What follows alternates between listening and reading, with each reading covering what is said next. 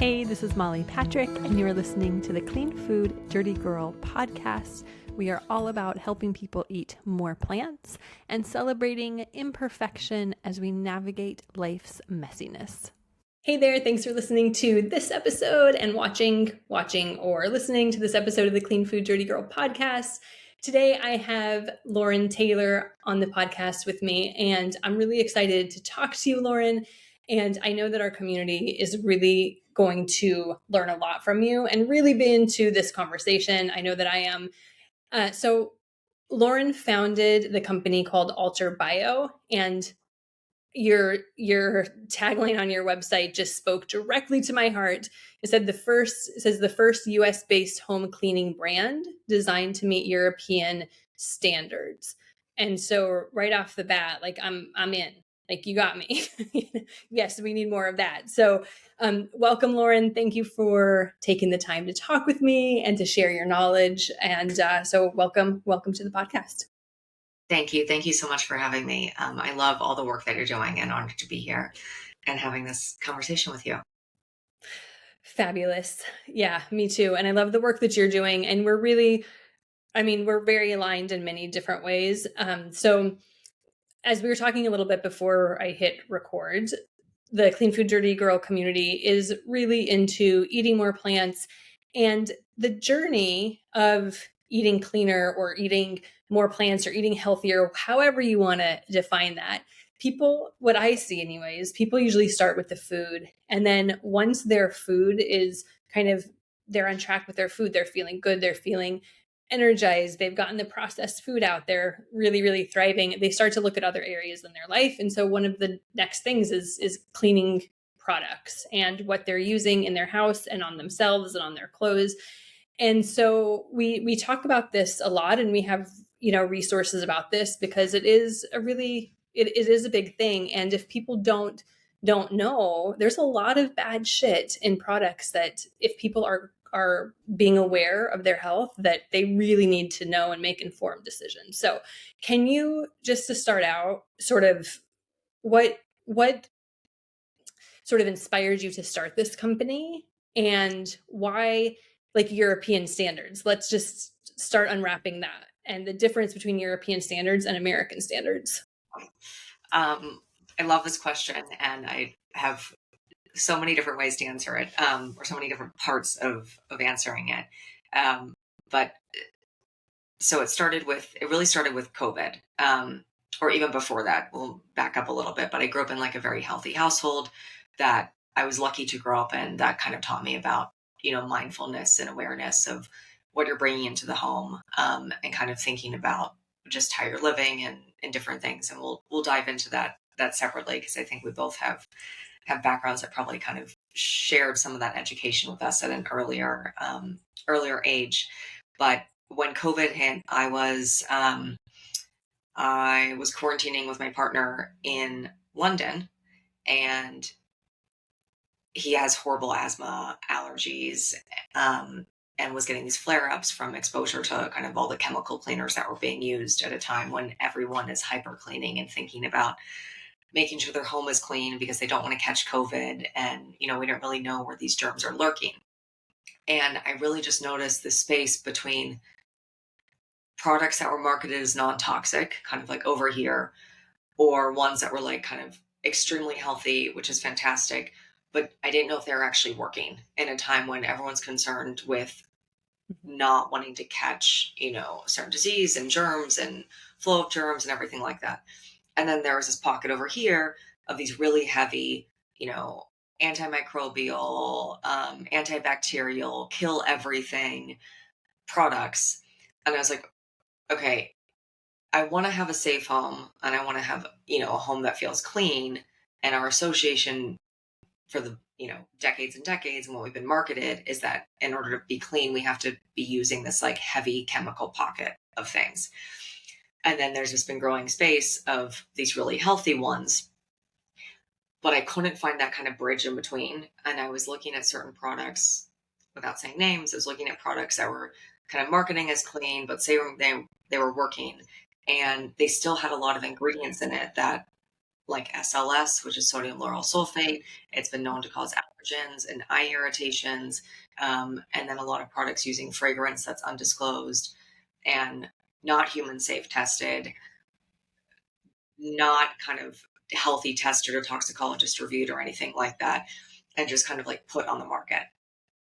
So there's these two categories. I was not wanting to kind of use either because I wanted to have a safe home, but feel like it was still meeting these health standards. And when I was in, the UK at the same time, there's all these bans coming out on ingredients.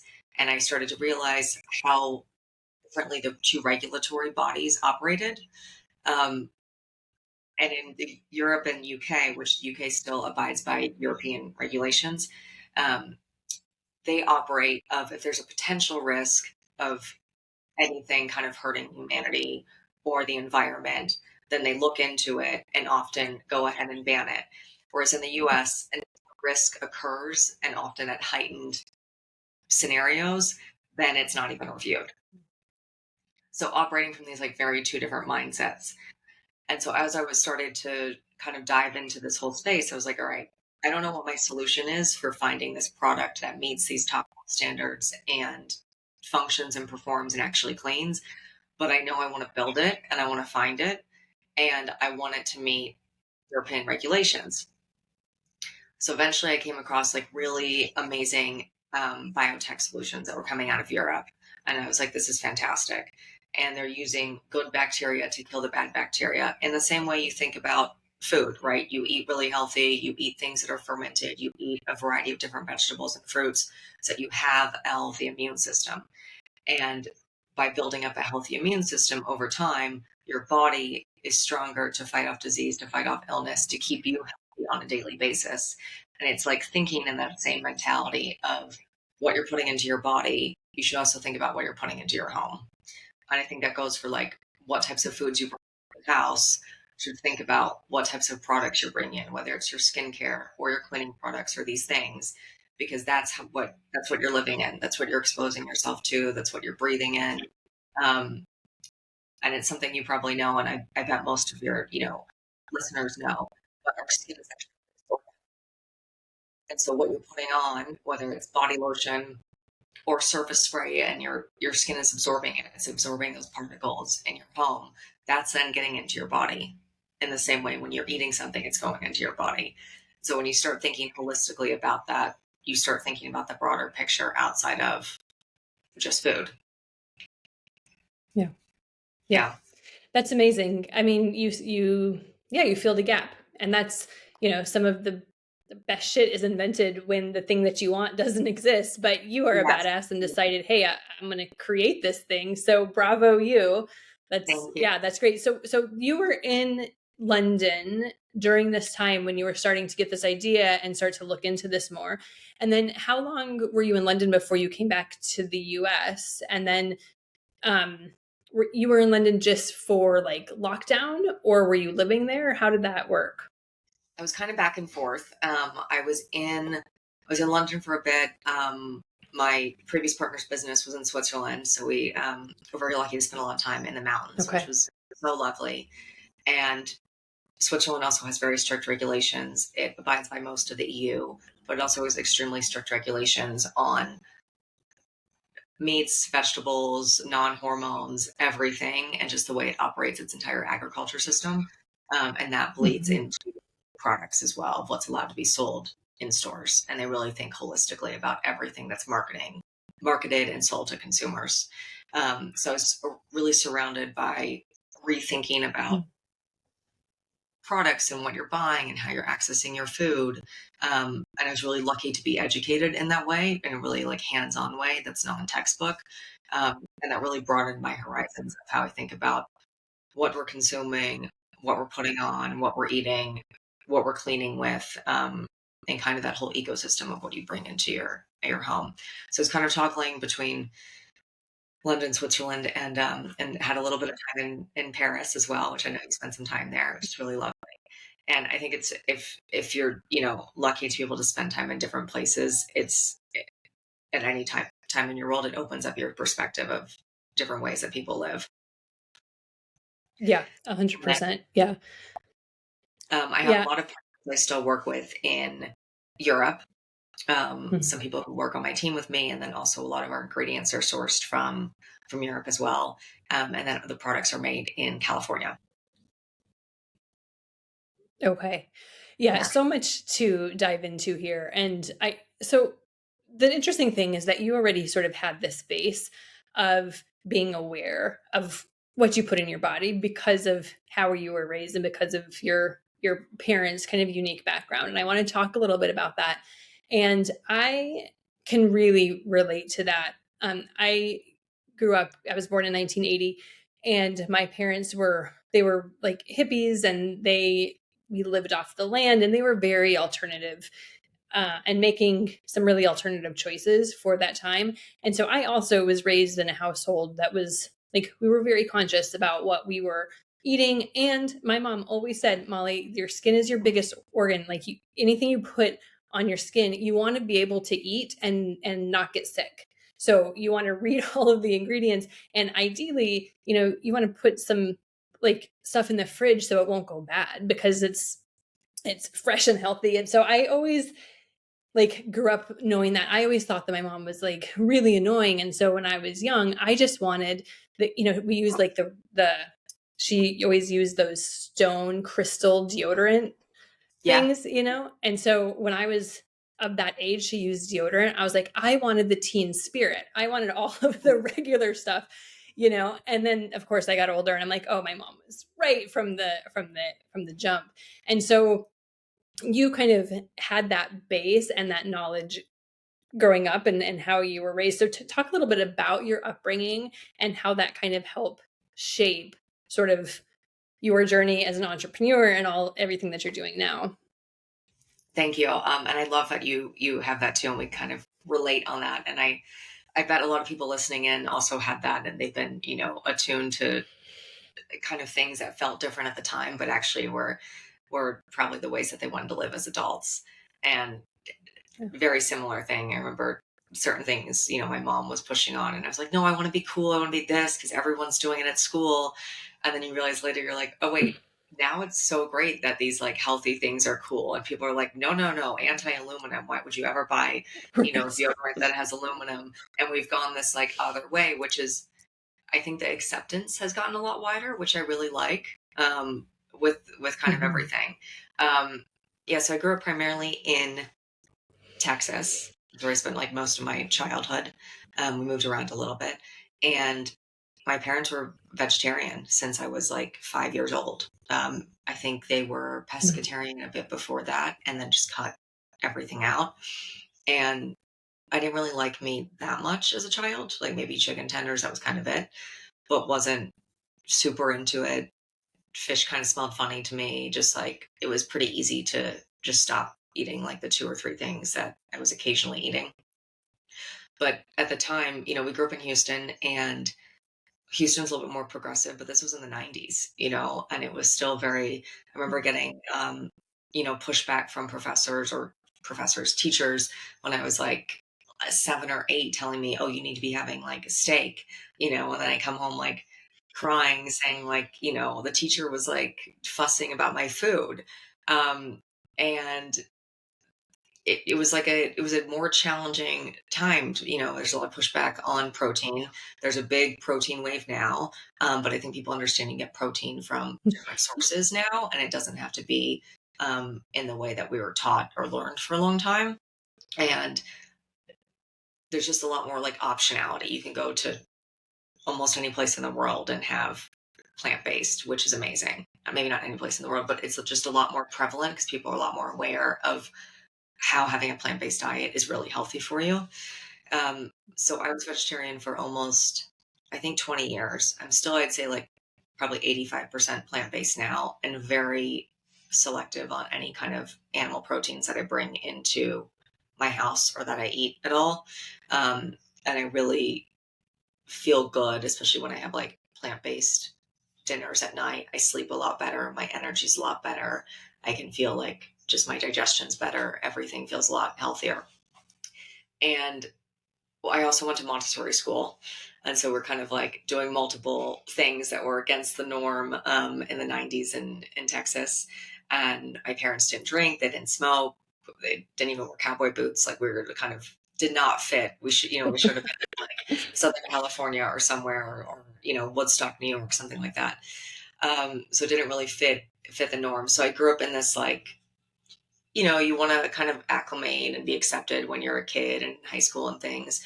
But then you have this other kind of part of you that maybe you're like also kind of accepting in some ways of like, oh, I feel good and I like this and it's okay, and kind of like finding your own way. And I think that taught me to really think differently about like my own journey and my own path and staying true to yourself and kind of learning in so many different spaces and continuing to learn and continuing to like evolve the things that feel good for you and feel right for you and that you believe in, and how your lifestyle really like is tied to your value set. I like very firmly believe that. Like building this company, I very much care about the environment. All the ingredients are biodegradable. It's human safe tested, safe for pets, safe for pregnancy. And those are all things that like really matter to me, is building things that are improvements for humanity and improvements for the environment, even if they're a tiny little step. But how my work on a daily basis is really kind of directed by these values and these things that I grew up with, of thinking differently and kind of pushing boundaries, or pushing through on you know how you want to live despite kind of your environment. And that's very much like, I'm bringing European regulations to US, and a lot of people when I was first doing it with labs, they're like, okay, but why would you want to do European in the US? I'm like, because it's so much healthier for us. Yeah. And people, I think, understand that it's healthier. So I want to do that. And they're like, yeah, but you're in the US. I'm like, it doesn't matter to me. This is the standards that I believe Mm. are healthier for us. And that's what I'm going to stick to with my business. Yeah. And my Yeah. dad, we talked a little bit about this for a second. My dad grew up on this farm Mhm. in Oklahoma, in like a small town, maybe 7,000 people, very tiny. And he kind of knew from a young age that he did not like the farming space, didn't like eating meat, didn't want to be a farmer. But we often visited it, as when I was a kid and when my grandparents were alive, we'd go up there, a couple times a year. And I didn't really understand the farming space. I got to know it a little bit, but I was never really connected to it. And then when COVID hit, we were living in the countryside in England, and I had all regenerative farming around me and all these beautiful farms, and everything was like chemical free and healthy, and they were rotating the crops and rotating the animals. And it was just kind of the way that it had been done for so long. And, just the natural, the animals are pooping, and that's the natural like fertilizer, and then they move around, and then just like this like lovely kind of like holistic way of farming that has been operated for so long in so many parts of the world. And then in the US we've shifted to this very like kind of tilling, chemical driven farming. And I was like, Dad, do we still have that land in Oklahoma? And he was like, yeah, we do. It's been rented to like some farmers for a really long time.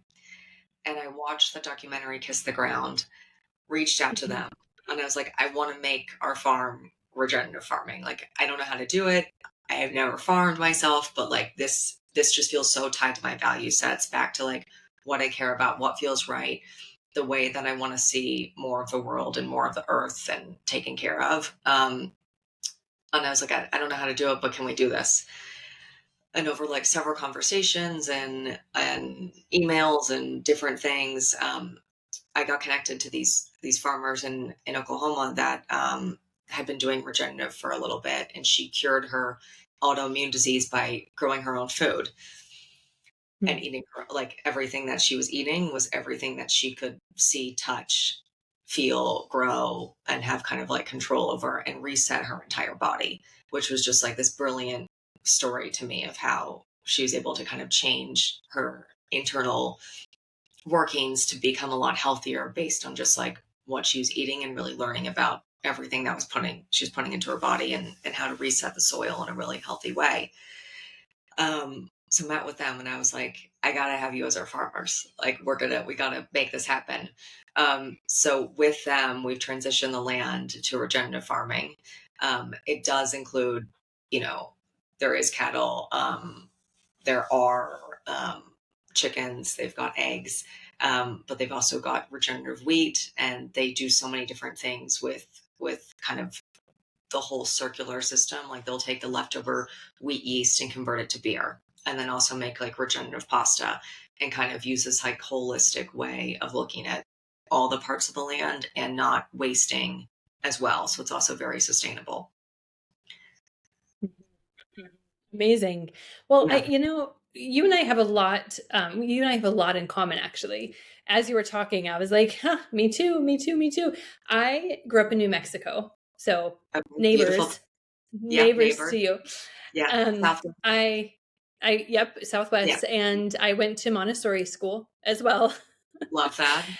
And my mom, actually, my grandpa, no, my great grandfather, he was a butcher, and he had a he had a slaughterhouse basically, and that's where he did that. And my his son, my grandpa, was in the grocery store business.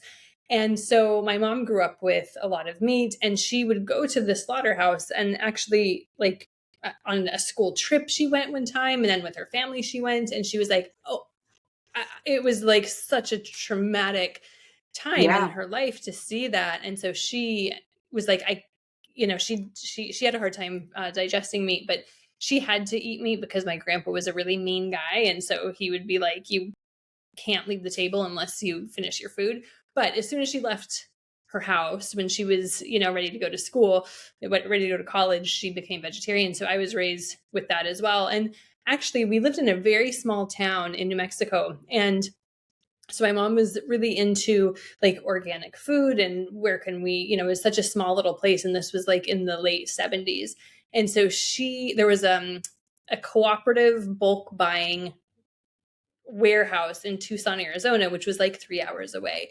And so her and a bunch of friends got together and started this bulk buying co op. And they eventually turned it into a food co op, a member run food co op. And it's still going after like 45 years. And so I actually was like, grew up in that environment and with those people, and in a grocery store where there was healthy food all around me. So it was like part of who I am. And I too went on to do something that's like, okay, how am I gonna, like, I want to make a difference. Whatever I'm spending my time on during the day, I wanted to do some kind of good. And so you and I have very, very similar, very similar. I backgrounds love that. Yeah, and and stories. And so I'm in Europe right now. I'm in France, and whenever I'm in Europe, I always just feel more protected. I feel yeah, safer when I go into the grocery totally. store, and Yeah, when I'm buying cleaning products. Like, and in the US it's like I will not buy cleaning products or products for my body in like a regular kind of like place, right? Like I will go to a health food store and I will read the ingredients, and I will really, because it's you don't have like it. I think that it's getting better over the past, I don't know, maybe even like 5, 6 years. But it used to be like you weren't able to go to Walmart and find no, like a natural brand. Like you just no, couldn't. You had to go to like the health food stores and find those little, and not all towns have them. And so the availability has gotten better over the years for yes, those mainstream shopping places. But in Europe, I know I can go to any corner store, any pharmacy, any place and buy something that is not toxic. yes. Just because we're more protected. So, can we talk a little bit about? You mentioned SLS, sodium Hmm. lauryl sulfite, Hmm. which I actually did a lot of research on this because I have something called perioral dermatitis Okay. that showed up really randomly, and my skin really broke out. It was during, I was like in Malaysia, and I was hospitalized, and I was put on a bunch of antibiotics, and nobody really knew what was wrong with me. And it was like a very like hard moment in my life. But when I, like 2 weeks after that, I was still sick, but my skin started just really going crazy. And so it was like a year, and it was itchy and it was painful. It was horrible. And so I really just dove in, and I found this amazing company who, I don't know if you've heard of them. Osmia is their name. They're based in Colorado. And so this woman who was an ER doctor had perioral dermatitis. She actually quit being an ER doctor to start a soap company and to make like natural Wow. products that don't have all of those chemicals and toxins. And so I learned a lot about that at that time. I was using natural products, but like in the US, you have natural products. A lot of them have SLS in it.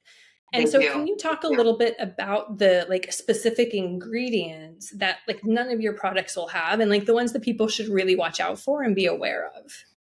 Yes, and I love that you've gone into a deep dive, because that we can kind of open up this conversation even more. And I think ingredients are very interesting too. And I learned this when I was building, my formulas and a lot of things because of the regulation within the U.S. Maybe I break that down first. Um, so, like, I created my cleaning products. I can just start selling them.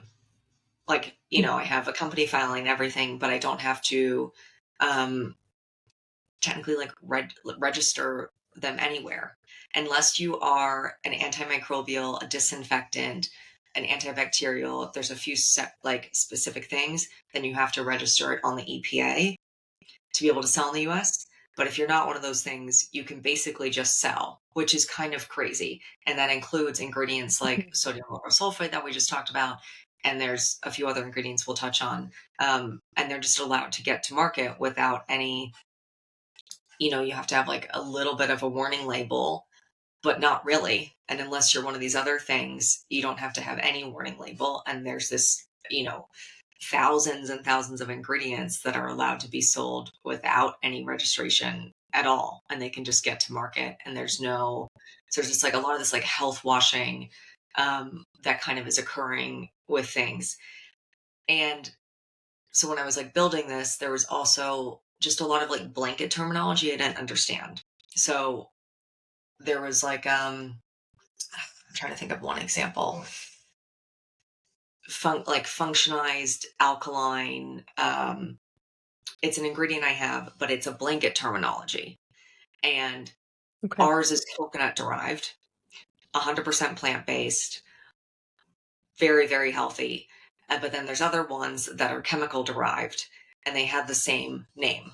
And because there's Mhm. this lack of regulation, it's like basically saying sugar, but not breaking down whether it's cane sugar, beetroot sugar, honey, whatever it is. It's just using this Mhm. like blanket terminology.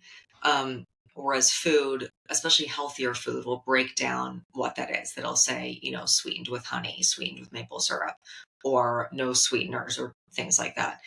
But with cleaning products and just kind of personal care products, there's a lot of these blanket terms that are just allowed to be out there without having like more details on where that's derived. So I'll put in parentheses like plant derived and details around the product so that there's more transparency when people are looking at these blanket terms, because I think it's important to understand what that is and where it's coming from, the details of that.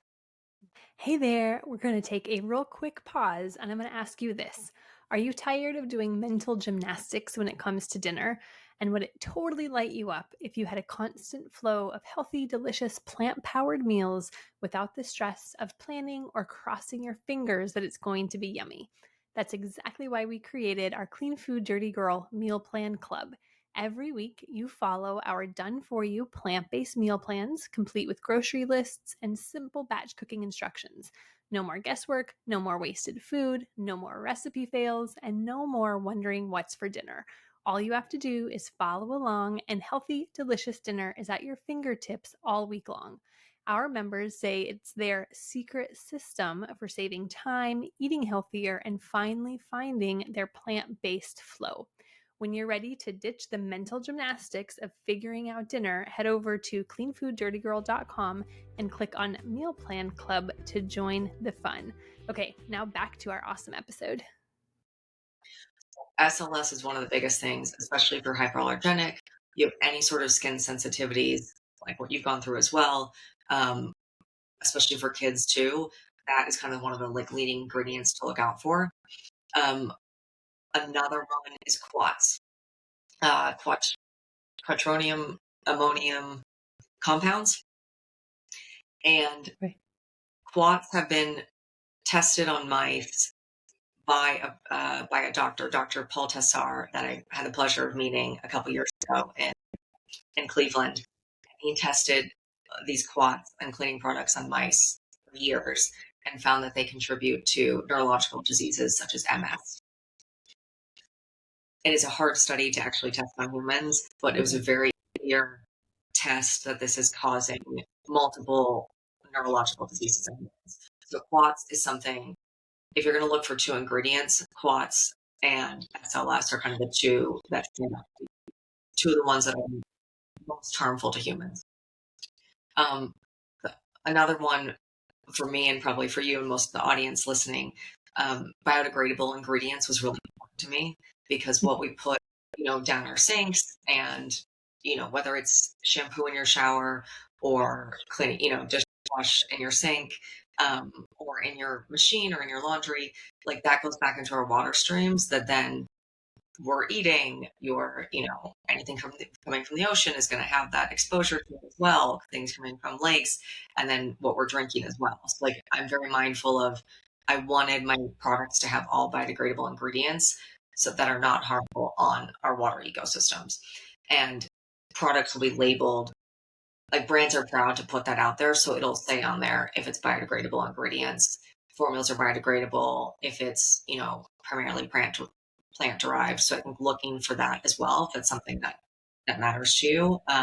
It's also, if it's healthier for the water systems, and it's also healthier for us as humans, right? We're having things then that are plant derived and plant based, coming into our homes versus things that are chemical derived or derived. And then fragrance, which is just such a wide kind of thing, and I want to talk about it because it's very important. A lot of things will just say fragrance, or they'll say like nature inspired, or uses some natural ingredients. That some natural ingredients could be 1%. And if it says nature inspired, it could be 0%.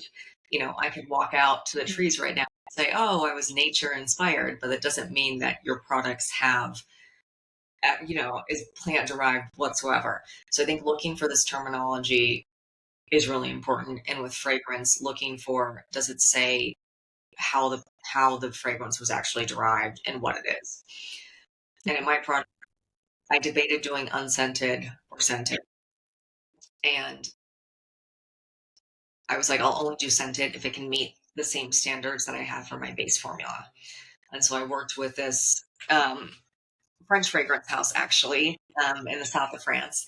And I said, everything has to be, biodegradable, human safe, upcycled, sustainable, vegan, cruelty free, hypoallergenic, allergen free. It has to meet all these same exact standards. Otherwise, I'm not doing a scent.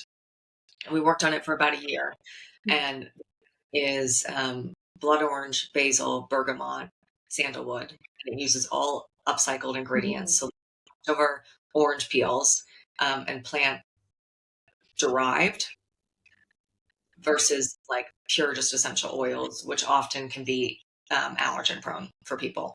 So it's very, very cognizant how ours was derived, how it was being made, was tested, all the regulations and certifications around it, European safe, stringent, on the scent.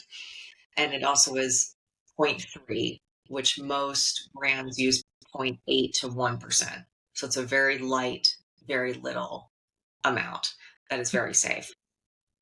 But looking for these kind of like details, like these certifications, testing, and then those two ingredients, quartz and SLS, are kind of the best ways to start looking at things and being like, okay, if they don't have these two, then they probably are a brand that cares about having safe ingredients. And if they have different things about the safety around humans, environment as well, then they're probably very mindful about what they're putting into the products too. So I think just being aware of like the whole kind of messaging around it, is really important. And then one term I want to talk about, which is a very confusing term now that I've, dove into this, and I'm sure you feel the same way on it, but non-toxic, because non-toxic is such a vague terminology. And I try to live as like non-toxic as possible, but that is like saying the same thing as living healthy, right? Which for every person is going to be a little different. For some people that's triathlons, other people it's walking, some, other people it's fully plant-based, other people it's, not drinking. Like everyone has their kind of like terminology on what healthy is. Different doctors have different terminology, and it depends on where you are in life and accessibility, all these things. And non-toxic's the same way. And a lot of brands will say non-toxic, but there's no actual third party testing for it. There's no set thing of all these ingredients mean it's non-toxic. If that makes sense. Like, Mm-hmm. whereas with vegan or cruelty free, you have to upload all your ingredients, get it approved by this third party. They review your ingredients and formulas and make sure that it meets those standards. And then they give you the certification. But non toxic has no certification because it can't be certified, because it's such wide spectrum of what it could mean. And so Mm-hmm. as I was learning about this, I was kind of fighting with my regulatory person, because I was like, everyone wants to have non-toxic cleaning. Like anytime I ask people, they're like, are you building non-toxic cleaning? And she was like, you can't get a certification on it. Like I'm a toxicologist, I can review it and say it's doesn't have any of these toxic things, but I can't give you a certification on it. And so it's this kind of this like slightly false advertising of being a health, I mean, but then I'm using another term, healthy. What is that? It's confusing as space. So Yeah. it is to kind of like start with and like have an awareness of that, but also have an awareness that it doesn't have this like set standard. That's why to me using the European Union strict standards is so set, because you can go on, the European Union website, you can go on multiple different websites and see all the ingredients that are actually banned.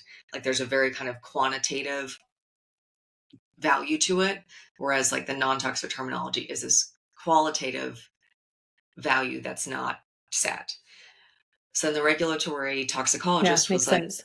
yeah, she was like, you know what, you can do human safe testing if that's something that's like it's much higher than this like vague Mm. non-toxic, because you can actually get it certified and it's tested on humans. So I went through, I think it was a 13-week study on both products. Every product that I'll ever make will be human safe tested, and we'll get to the market if it's not approved to be human safe.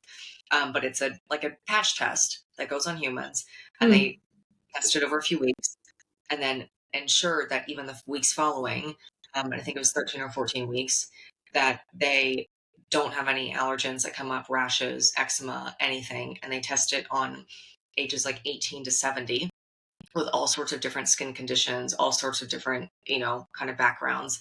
And they were 100% approved on both.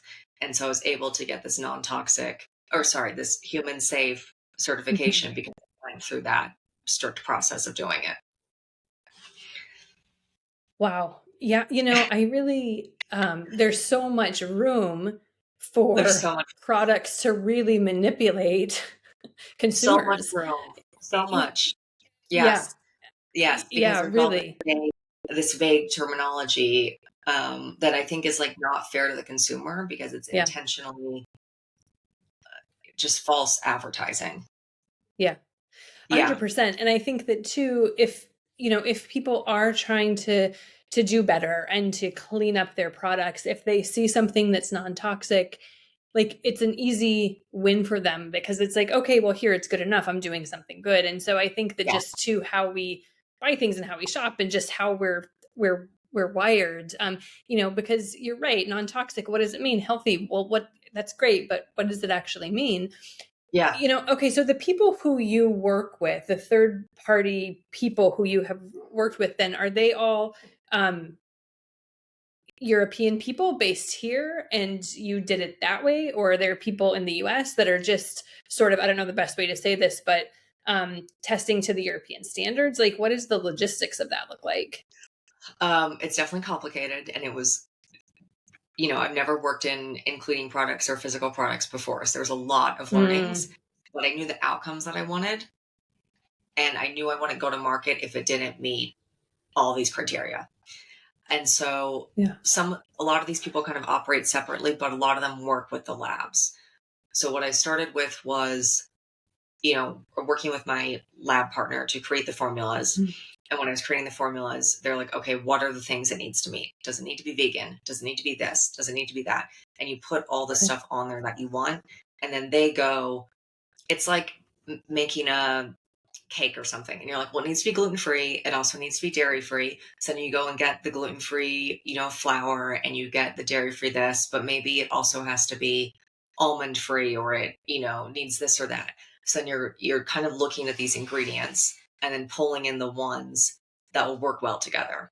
And you're like, okay, Okay. maybe almond milk doesn't bake as well, but coconut milk bakes better. So they recommend certain things to me that still meet the things that I want, but maybe I wasn't aware of, like, the chemistry components of it, if that makes sense. So then they'll work on the chemistry Yeah. components Yeah. to have it come together. And then we did, they're a great lab, and we only had to do a few iterations. They made a really good first formula. We kind of, um, tweaked a few things with just like performance, um, and then they have all these kind of partners. They're like, okay, in order for you to get the certification, this is like who you need to talk to, or you need to talk to this regulatory agent to ensure this marketing verbiage is correct and that you can use it. She has to approve it, sign off on it in order for you to be able to use this. And I wanted to be able to say it was safe for um, pets, pregnancy, and babies, because I think it's kind of insane that this idea of, like, a lot of these cleaning products say keep away from, pets, Yeah. pregnancy, babies, etc. But I'm like, okay, if you're pregnant and you, like, made lunch and you made a mess, or your dog pees, you got to clean up at home. And what are you gonna do? Kick yourself out of the house? Like, and not everyone has, like, a maid every day. Like, what's the reality of that? And I'm like, cleaning Hmm. products should, if they're, like, we want them around us, they should also then be safe for kids. We're the same species. Like, we're all humans. I know kids are, like, slightly more vulnerable, but, like, their immune systems are more vulnerable, but, like, they should be safe for Yeah. all of us collectively, not just adults. And if they're not safe for kids or pets, I should be concerned about having them around me, right? So it's like they Hmm. have to also be safe for this. So I worked with two toxicologists to review, like, the chemical structures. I didn't even know this was what you're supposed to do, but learned about this. And I got a 172-page report, 178-page report for the two products on the full chemistry structural breakdown of every single ingredient, and then how they're made, like any heat, mixing, etc., and how they come together, and then what that final Hmm. looks like, and if it still meets all these things, and then how that responds to, you know, humans and pets, essentially. And that got approved. But that took all of these kind of different testing, was anywhere from testing or regulatory or toxicologist reviewed, was all like, at least 5 to kind of 13 weeks. And all these partners were in the US, but they had, anyone could access the EU list. So they knew what they had to abide by and what they had to look for, and how to meet that, but in the US. Hmm. Hmm. Yeah. It That's was really fascinating. So you really just you were my you question were was probably unexpected. But I that imagine. Yeah, and I guess that's why a lot of brands don't do it. Like, I look on the market and there's Yeah. very few products, whether they're in cleaning or in, skincare, that say they're human safe. Like, Yeah. we're the ones using them. Why aren't they getting tested for these? Like, it's kind of That. crazy to me. And skincare does a little bit Yeah. more. There's a lot of, like, dermatologists tested, etc. And that's Hmm. what part of this human safe testing was. It was, on 200 respondents per product. And then a dermatologist reviews all the results and then signs off on it. And that's kind of the process with that. Okay. Yeah. Yeah. And you can, Well, you have to have a lot of integrity and a lot of desire to make this happen because really, I mean, that's a lot of It's a details lot. and hoops to go through. And so it's, you know, and I think I'm so inspired because it's so great to meet founders of companies who care, who really Yeah. care.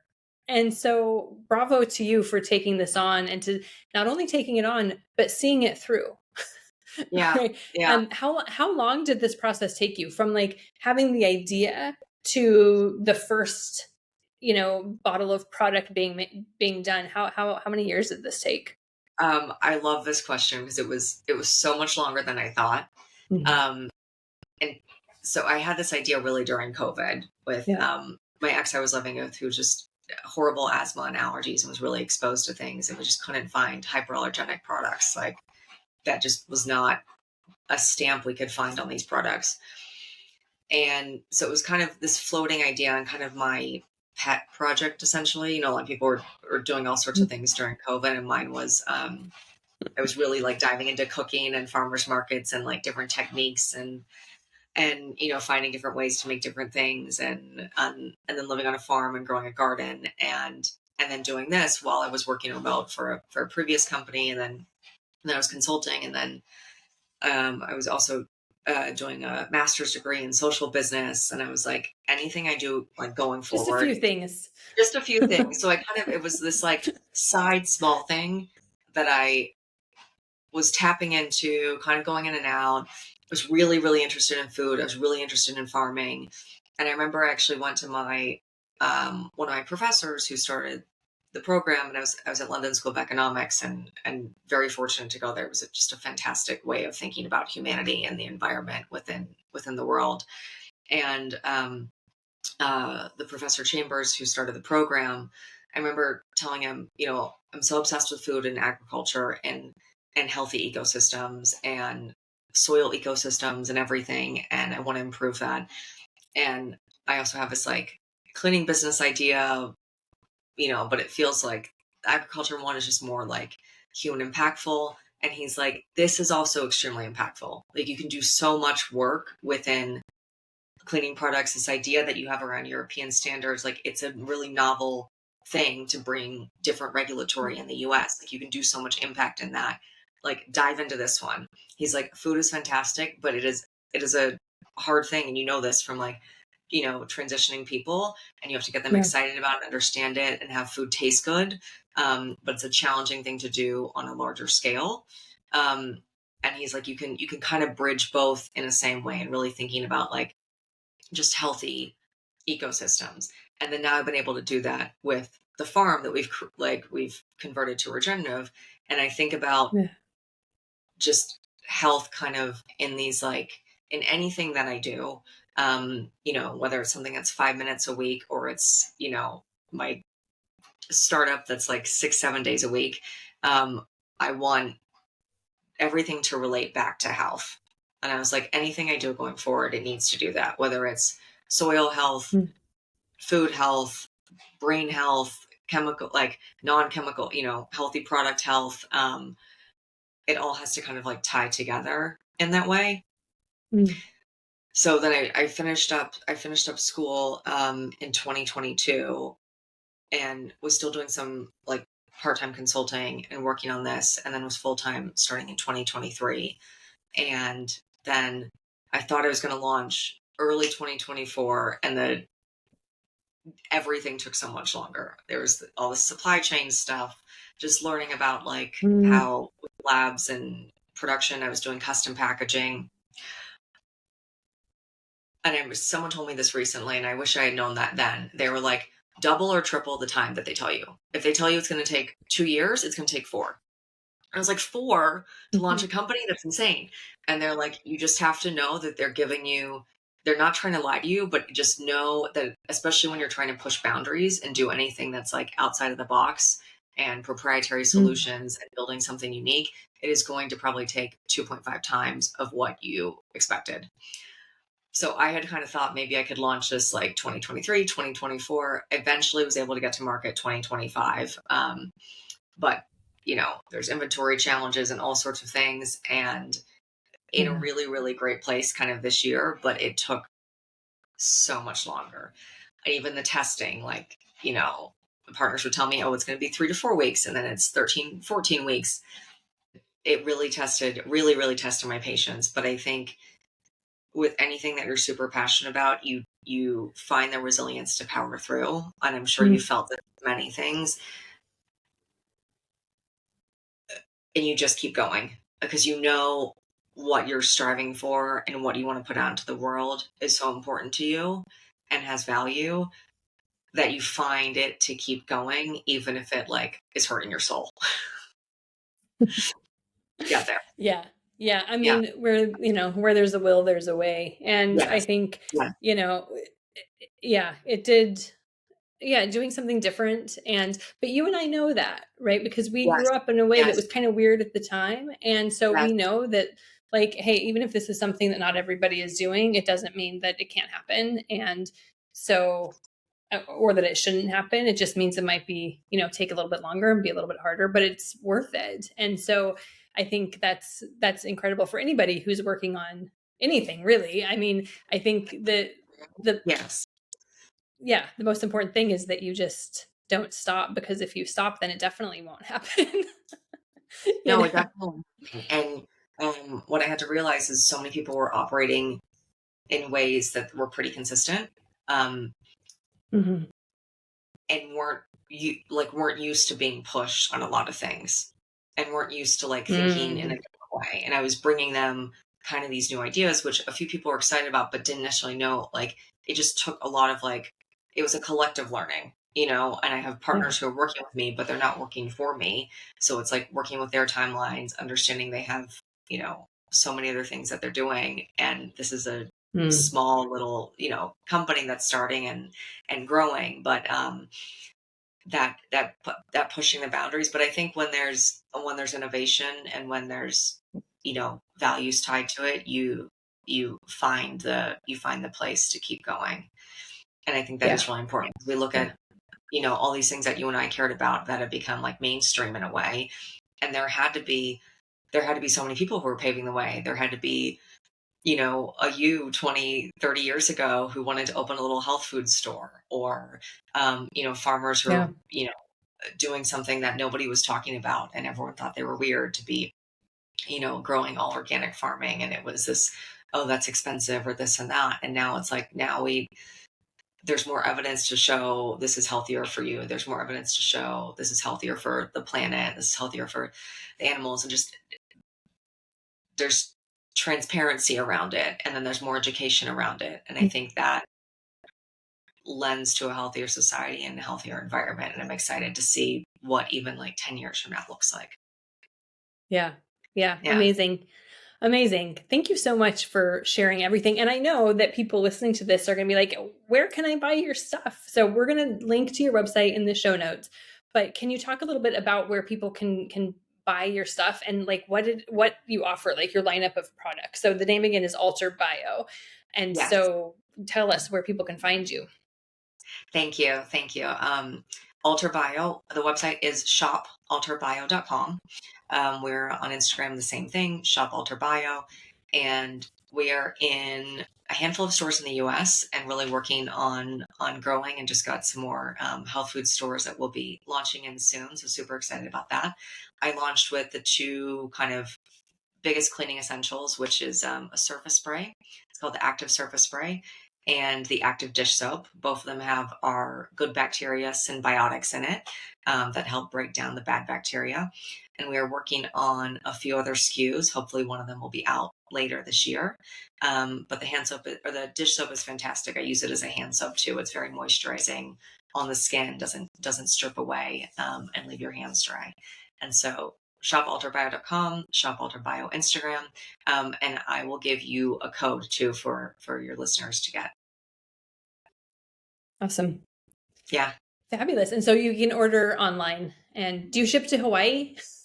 I ship to all 50 states. Yay. Yes, and as soon as you're back, we'll have a package out to you. Yay. I can't wait. I can't wait to try Yeah, it. Yeah. we'll bring them to you in Paris. Okay, please. Please. Yeah, Do, come over. do, Come over. I'm yes. here until mid-August, so you Hopefully, got plenty of time. hopefully, amazing. Hopefully, we'll be in Europe, for the European listeners. Hopefully, we'll be in Europe next year. That is a a big goal of mine. But yes, all 50 states right now. We've got customers all over the US, and I did see a Hawaii thing recently and in Alaska, which made me very excited that we've got new customers in broadening states. So we go over the Pacific coast to get to your island. And yes, we're really excited about the new parts that are coming out. And thank you so much for having me today. This was such a lovely conversation and great way to start my morning. Oh, well, thank you. I had a really lovely time chatting. I learned a lot and I'm super inspired. And I know that our community is really going to love this and learn a ton and want to buy all of your things. So thank you for doing what you do and bringing such Thank you. integrity to your process. Thank you. It's, yeah, it's so important now. And yeah, I really commend you for all that you've done. So thank you for that. And thank you for spending an hour with me. It's been great. Thank you. Thank you. Have a wonderful day and enjoy the beautiful, beautiful time in Paris. Oh, thanks. Appreciate it. Bye, Molly. Bisous. Did you know that Clean Food Dirty Girl has a club? We do. It's called the Clean Food Dirty Girl Meal Plan Club. And if you want to eat more plant-based meals that are delicious, that are damn good, that will have you craving them, if you want to feel energized and healthy from head to toe, if you want to save time in the kitchen each week, if you want to use all of the groceries that you actually buy, and if you want the omnivores in your life to say, yum, to the plant-based meals that you're cooking, you have got to join us. Go to cleanfooddyrtygirl.com and on the homepage, you can find out more. I would love to see you in the club. It is the best. Come find out what all the buzz is about. It is life-changing, and I would love to have you. Thank you for listening to this podcast and for being in our sphere. If you can rate and review this podcast wherever you listen to them, that would be badass. Thank you so much for spreading the dirty love.